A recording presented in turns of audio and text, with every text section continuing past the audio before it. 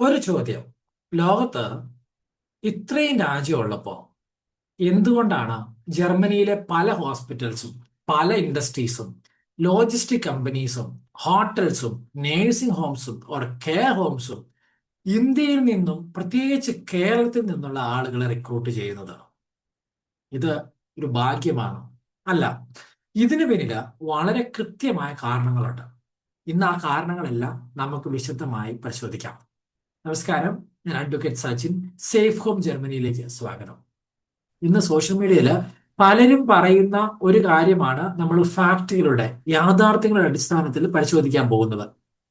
മലയാളികൾക്ക് ജർമ്മനിയിൽ പ്രത്യേക പ്രിഫറൻസ് ഉണ്ടോ? എന്തായിരിക്കും ഉത്തരം? എൻ്റെ ഒരു തിങ്കിങ്ങില്, അല്ലെങ്കിൽ ഞാൻ ചിന്തിക്കുമ്പോൾ, ചില മേഖലകളിൽ കേരളത്തിൽ നിന്നുള്ള ഉദ്യോഗാർത്ഥികൾക്ക് നല്ല റെപ്യൂട്ടേഷൻ രൂപപ്പെട്ടിട്ടുണ്ട്. പക്ഷേ ഓരോ നിയമവും വ്യക്തിയുടെ യോഗ്യത, ഭാഷ, അനുഭവം, എംപ്ലോയറിന്റെ ആവശ്യങ്ങൾ എന്നിവയെ ആശ്രയിച്ചാണ്. ഞാൻ ഓരോ കാരണങ്ങൾ പറയാം. ഒന്നാമത്തെ കാരണം മികച്ച വിദ്യാഭ്യാസ നിലവാരം. കേരളത്തിൽ literacy rate, professional education, health care education, technical education ഇവ ലോകമെമ്പാടും അംഗീകരിക്കപ്പെടുന്ന നിലവാരത്തിലാണ്. ഒന്നാമത്തെ കാരണം അതാണ്. രണ്ടാമത് നേഴ്സസ്. ജർമ്മനിയിലെ നേഴ്സിംഗ് ഷോർട്ടേജ് വളരെ വലുതാണ്. കേരളത്തിൽ നിന്ന് വർഷങ്ങളായി ആയിരക്കണക്കിന് നേഴ്സസ് ജർമ്മനിയിലേക്ക് പോയിട്ടുണ്ട്. കാരണം 2011 ഞാൻ പോയപ്പോൾ 2070 വന്നവരെ ഞാൻ കണ്ടിട്ടുണ്ട്. ഇപ്പൊ 2026 എത്ര പേരാണ് പോകുന്നത്? അവർ നല്ലൊരു റെപ്യൂട്ടേഷൻ ഓൾറെഡി ഉണ്ടാക്കി വെച്ചിട്ടുണ്ട്. ഇനി നമ്മളായിട്ട് അത് കളയാതിരുന്നാൽ മാത്രമാണ്. അതിനാലാണ് പിന്നീട് കൂടുതൽ റിക്രൂട്ട്മെന്റ്സ് കേരളത്തിൽ തന്നെ വന്നത്. മൂന്നാമത്തെ കാരണം ഭാഷ പഠിക്കാനുള്ള മനോഭാവം. ജർമ്മനിലേക്ക് പോകാൻ തയ്യാറെടുക്കുന്ന മലയാളികൾ A1, A2, B1, B2 വരെ പഠിക്കാനായിട്ട് സന്നദ്ധരാണ്. അവർ എഫേർട്ട് ഇട്ട് പഠിക്കും. ഇത് എംപ്ലോയീസിന് നൽകുന്ന ഒരു കോൺഫിഡൻസ് വളരെ വലുതാണ്. അതൊരു വലിയൊരു പ്ലസ് പോയിന്റുമാണ്. ഇനി നാലാമത്തെ കാരണം ലോങ് ടേം സെറ്റിൽമെന്റ്. പല എംപ്ലോയീസിനും ആവശ്യം ലോങ് ടേം എംപ്ലോയീസിനെയാണ്.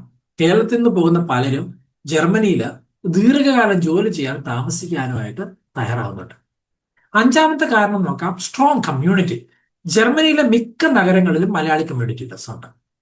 ഓക്കെ, ഇതിപ്പോ എനിക്ക് ഓർമ്മയുണ്ട്, സ്റ്റുട്ട്ഗാർട്ടിൽ മലയാളി സമാജത്തിലൊക്കെ മീറ്റിങ്ങിലൊക്കെ പങ്കെടുത്ത് എനിക്ക് ഓർമ്മയുണ്ട്. അതേപോലെ മ്യൂണിക്കിൽ ഞാൻ കുമാര കാണാനൊക്കെ പോകുമ്പോഴൊക്കെ ഞാൻ ഈ മലയാളി ഫാമിലീസ് ഇഷ്ടം പോലെ കണ്ടിട്ടുണ്ട്. പിന്നെ ബുധനാഴ്ചകൾ വോളിബോൾ കളിക്കാൻ പോയ സമയത്തൊക്കെ മലയാളികളൊക്കെ കളിക്കാനായിട്ട് വരുന്നതൊക്കെ ഞാൻ എക്സ്പീരിയൻസ് ചെയ്തിട്ടുണ്ട്. അതേപോലെ തന്നെ ചർച്ചുകള്, അസോസിയേഷൻസുകള്, സ്റ്റുഡന്റ് ഗ്രൂപ്പുകള്, സപ്പോർട്ട് നെറ്റ്വർക്കുകള്, പുതിയ ആളുകൾക്ക് ഇതൊക്കെ ഭയങ്കരമായിട്ടൊരു സഹായമാണ്. ഈ ആറാമത്തെ കാരണം വർക്ക് കൾച്ചർ. കേരളത്തിൽ നിന്ന് പോകുന്ന പല പ്രൊഫഷണൽസും ഡിസിപ്ലിൻ ആയിരിക്കും, പേഷ്യന്റ് കെയർ ഉണ്ടാവും, ടീം വർക്ക് ഉണ്ടാവും, പ്രൊഫഷണൽ ബിഹേവിയർ മെയിൻറ്റെയിൻ ചെയ്യും. ഇത് ഓരോ വ്യക്തിയുടെ പ്രകടനത്തെ ആശ്രയിച്ചാണ്. എല്ലാ ആളുകൾക്കും ഇത് ഒരുപോലെ ബാധകമല്ല. കാരണം വെച്ച് കഴിഞ്ഞാൽ നന്നായി പണിയെടുക്കും സംസാരിക്കാത്ത ആൾക്കാരെ എനിക്കറിയാം. പക്ഷെ ജർമ്മൻസ് എപ്പോഴും നോക്കുന്നത് നന്നായി സംസാരിക്കുന്നുണ്ടോ എന്നുള്ളതാണ്. നമ്മൾ 100% ഹാർഡ് വർക്ക് ചെയ്തതിനേക്കാളും കൂടുതൽ ഒരു കമ്മ്യൂണിക്കേഷൻ എപ്പോഴും ഇമ്പോർട്ടൻസ് കൊടുക്കുന്നുണ്ട്. അതുകൊണ്ടാണ് അവർ എപ്പോഴും പറയുന്നത് you must be thorough in your language. Language നന്നായിട്ട് അറിഞ്ഞാൽ മാത്രമേ ജർമ്മനിയിൽ സർവൈവ് ചെയ്യാൻ പറ്റൂ എന്ന് എനിക്ക് തോന്നുന്നു. കാരണം എൻ്റെ ഒരു എക്സ്പീരിയൻസ് ഞാൻ മനസ്സിലാക്കിയതാണ്. ലാംഗ്വേജിന്റെ കാര്യം പറഞ്ഞപ്പോഴാണ്, നിങ്ങൾക്ക് ആർക്കെങ്കിലും ജർമ്മൻ ലാംഗ്വേജ് പഠിക്കണമെങ്കിൽ നമുക്കൊരു വണ്ടർഫുൾ പ്ലാറ്റ്ഫോം ഉണ്ട്, ഡോയ്ച്ച് വിത്ത് സച്ചിൻ, ജർമ്മൻ വിത്ത് സച്ചിൻ. നിങ്ങൾക്ക് അവിടെ പഠിക്കാവുന്നതാണ്. സോ നമുക്ക് A1 തൊട്ട് C2 വരെയുള്ള ക്ലാസ്സുകൾ ഇൻഡിവിജ്വൽ ക്ലാസ് ആയിട്ട് ഗ്രൂപ്പായിട്ട് നമുക്ക് ഇവിടെ ഉണ്ട്. സോ ആർക്കെങ്കിലും ഉണ്ടെങ്കിൽ ഒന്ന് പറഞ്ഞാൽ മതി, അല്ലെങ്കിൽ കമന്റ് ചെയ്താൽ മതി. I will give you the link. So ഇനി നമ്മൾ എല്ലാ വീഡിയോയിലും പറയുന്ന ഒരു വലിയൊരു മിത്തിനെ കുറിച്ച് പറയാം. ഞാൻ മലയാളിയാണ് അതുകൊണ്ട് ജോബ് കിട്ടും. ഒരിക്കലും അങ്ങനെയില്ല. ജർമ്മനിയിൽ ജോലി കിട്ടാൻ വേണ്ടത് സ്കില്ലാണ്, ജർമ്മൻ ലാംഗ്വേജ് ആണ്, ക്വാളിഫിക്കേഷൻ ആണ്, എക്സ്പീരിയൻസ് ആണ്, ഇന്റർവ്യൂ പെർഫോമൻസ് ആണ്. സോ ഇതുകൊണ്ട് കേരളത്തിലാണ് എന്നുള്ള കാരണം കൊണ്ടൊന്നും ജോലി കിട്ടണമെന്നൊന്നുമില്ല. So you should be true to yourself first of all. എന്തുകൊണ്ടാണ് ഞാൻ ഈ സെൻസ് പറഞ്ഞതെന്നുള്ളതിന്റെ അടുത്ത വീഡിയോ ഞാൻ പറയാം കേട്ടോ.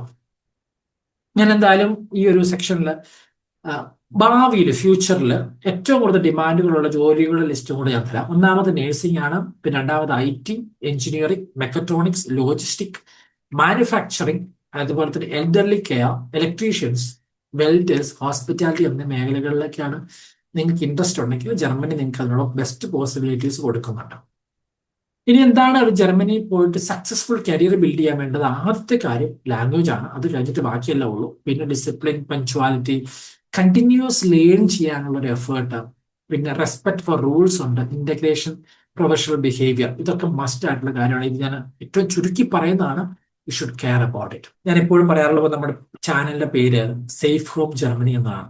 സോ നമ്മൾ ഈ ജർമ്മൻ റിലേറ്റഡ് ആയ കണ്ടന്റ് മാത്രമേ ഡെയിലി ഇല്ലാത്ത വരുള്ളൂ. So you can trust us.